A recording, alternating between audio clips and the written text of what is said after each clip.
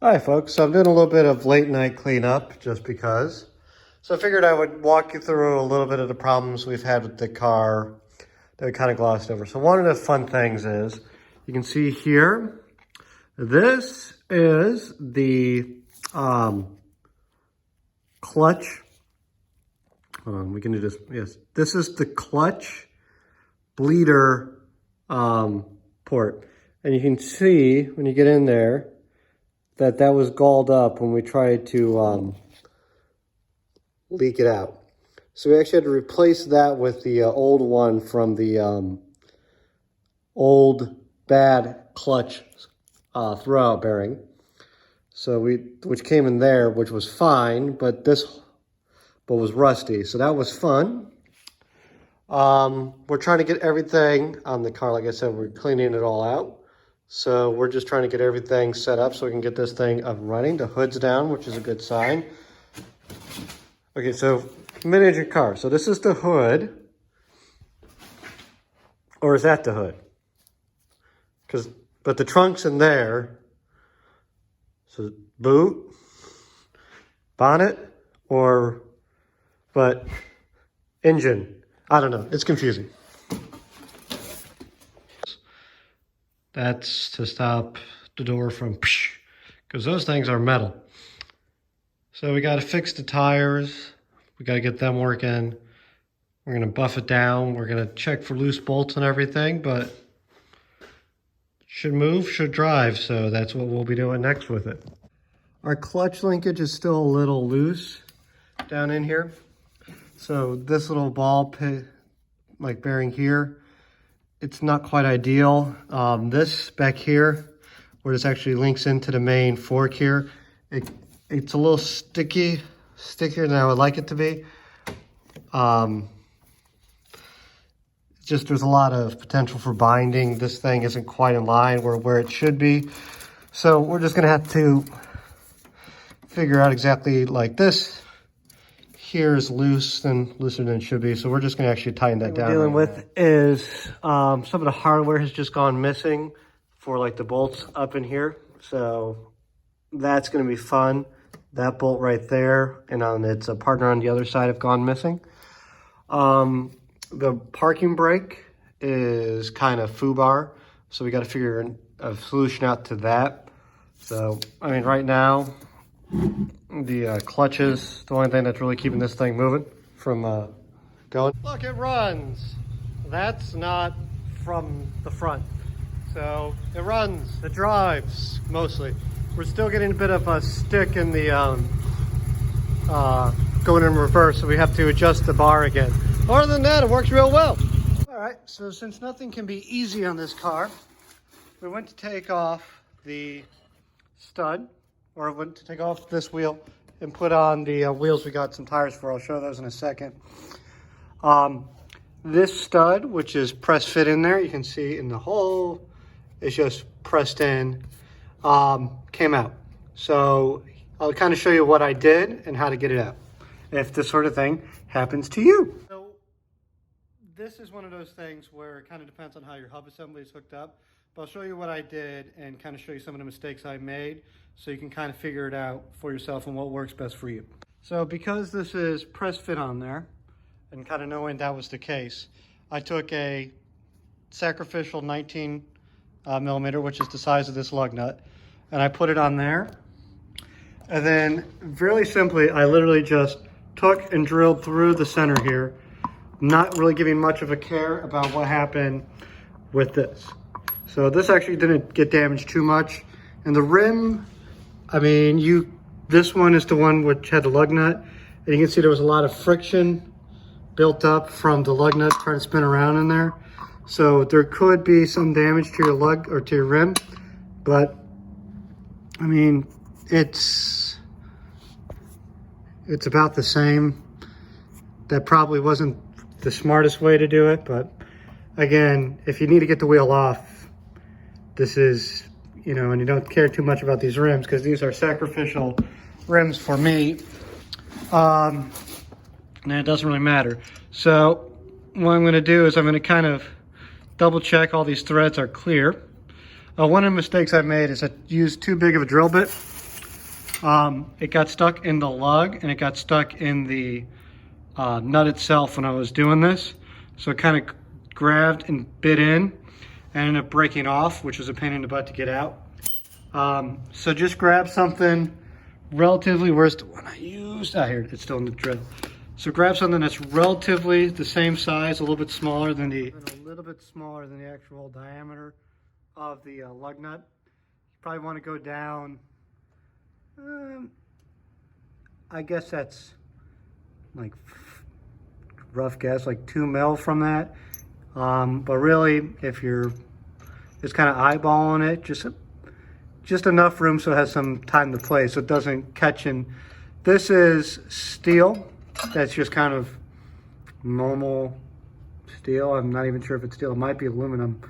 So it's very soft, and this is very hard. And when you combine when this thing is trying to bite into one and it catches the other, it can just snap off. So you don't want to be doing that. Here's what remained of the lug nut. Once it got pulled out, you can kind of see it got a little chewed up and chowdered up. So obviously these are sacrificial. So what I'm gonna have to do is I'm gonna have to go get a new lug nut and press it in. I'm gonna try and find what remains of the lug nut that actually fell out. So if I'm gonna take off this dust shield anyway and give it a quick sprucing up in here. Since I'm in here anyway, might as well. So be right back. Only bought relatively recently because that still looks fairly new. So that's good to know. I'm curious, so they don't really stock Fiero brake parts at many places, so I wonder when that was bought. I'm gonna try and run a picture of that and see if I can figure out exactly what this was. The UPC is, of course, a little chowdered up. So that's what a stud looks like if you've never seen one before. The way they work is they go in through the back of typically a wheel spindle. In this case, the rotor and the spindle are all, not spindle, hub, whatever the heck you want to call it. But typically there are separate units. On the Fiero, it's all the same unit. And they just get pressed into place on a machine with a bunch of power behind it. And that's what gives you a place to mount your wheels. So we're going to go to the local auto parts place, probably pick up a new one of these, and I'm going to do a very, for lack of a better word, ghetto way of fixing that. Basically, you put in the new wheel stud up until it gets to a certain point where it won't go through anymore. Once it gets there, you put on the lug nut and you zip it down with the torque wrench, and that kind of forces it into place. Not the ideal way of doing it, but it works. And this is not long for this world anyway. It actually does spin well, but you can hear if I put this up real close to it. There's a little bit of wear in that bearing. So we just got to get a new one of these eventually anyway. So it's just going to be a matter of just getting this thing on there and just putting it on the best way you can. So that's what I'm going to go do. I'm going to go online, order this, so by the time I get there, it's ready to pick up. So I'll be right back. So as I'm kind of just sitting here waiting for the order to go through online, and then I'm going to go pick it up when they say it's ready. I'm just kind of cleaning up what I can get to. So I'm just using a little bit of brake clean, just the best thing. And then I got a spray bottle full of Simple Green somewhere, which is out of my reach. But the idea is to go through, and you can kind of see all the crud as I kind of like poke around with this, because this I can just throw away. This is just a cotter pin. You can kind of see all the dirt and debris. You can tell this car was sitting somewhere close to like a tree or a plant, because there's a lot of seeds stuck in it. It's just a lot of neglect for the years it's been left sitting, not doing anything, which really makes this more of a rescue than a, project. Arms of the angels, that sort of stuff. So I figure I'll go out and grab some red caliber paint for that too, because if you can paint your calibers, why not? Just trying to get everything cleaned up and make it a little bit more presentable so when I get back in here, because you're always going to be the next guy, so make it easier for that next guy to kind of get in and work on everything, clean it all up, you know, hit it with what you can. Typically I would hit this all with some penetrating fluid just to kind of make it, you know, more usable, easier to pull off, and the next time I got to get in there and pull it off. But since we're going to hit this with some spray, I don't really want it to be something that's not going to be evaporating very quickly. I mean, look at all that sludge. Someone out there finds that satisfying. Not me. Oh my God. That's grease and bearing fluid. And just neglect for 30 years. So, I mean, you couldn't even tell when we started this that there was a grease spot up on top of there. So now you can. So we will hit that with some grease before we, grease guns around here somewhere. It's in my pile of crap over there. So we'll hit this with some grease before we put everything back together. Oh, man, alive. Look at all that. I'm gonna stop recording. Look, all fixed. Painted the caliper too. So basically just this goes in through the rear. Put the lug nut on it, zip it down. All done. I did it by hand so that it wouldn't strip out. Yay. Let's put the wheel on. So this wheel came apart without any issue, like wheels are supposed to.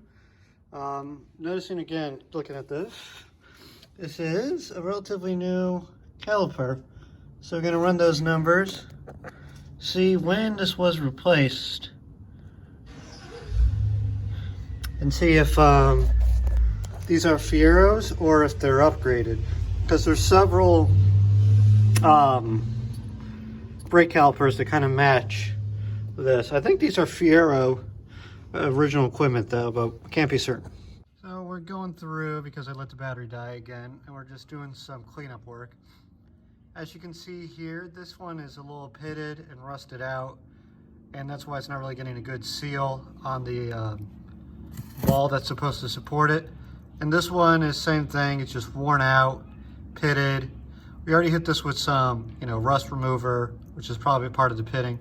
So what we're gonna do is we're gonna hit it with some, this is plasti dip here, dunk it in there, put it up here, let it dry, and then hopefully we'll do a couple of coats, and that'll make it a very tight fit up in where it needs to go. So because I'm an idiot, I let the battery drain again. There's a parasitic drain somewhere in the system. Here's a little battery charger, it's charging up.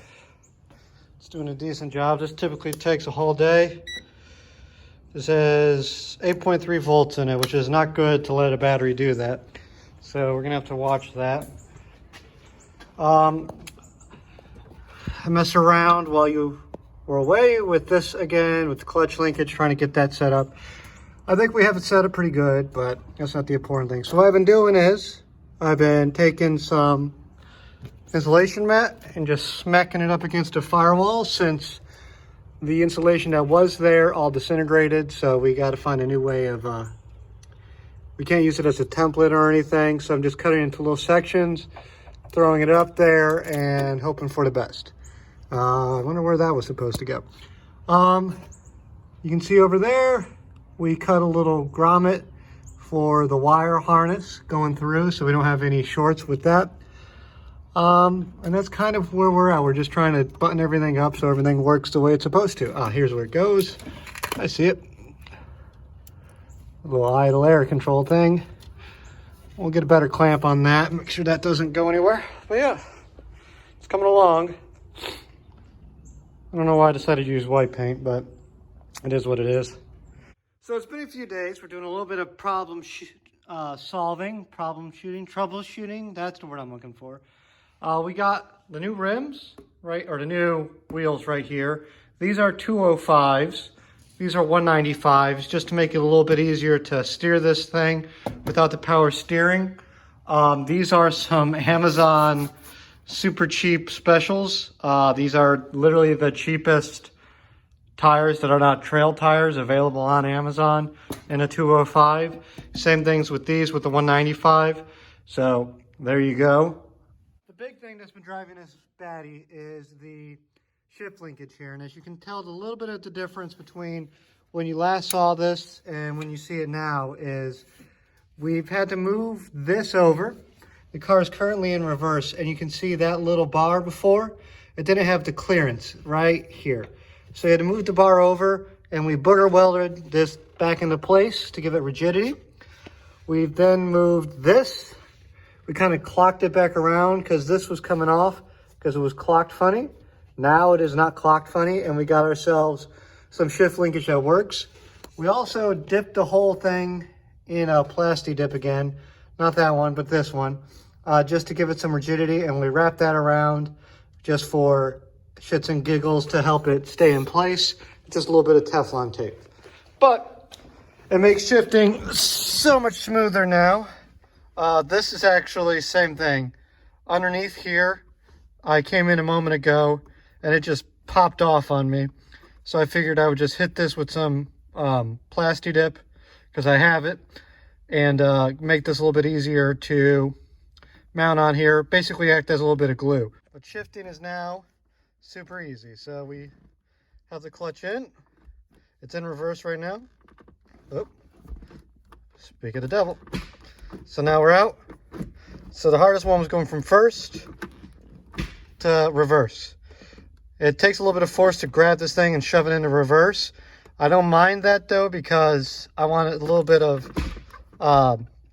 engagement issue in case I'm driving around, forget I'm driving a 5-speed, and I try and go throw it in here and it's gonna be like, what? Why isn't it going? All right, that's reverse. So reverse is, it's hard to tell. It's a little bit further right than where you would think it. So you kind of have to come out and then push it back down. It won't let you go straight from fifth to reverse. So, it feels like butter. And then again, you can't do that, so you got to come out and go into it.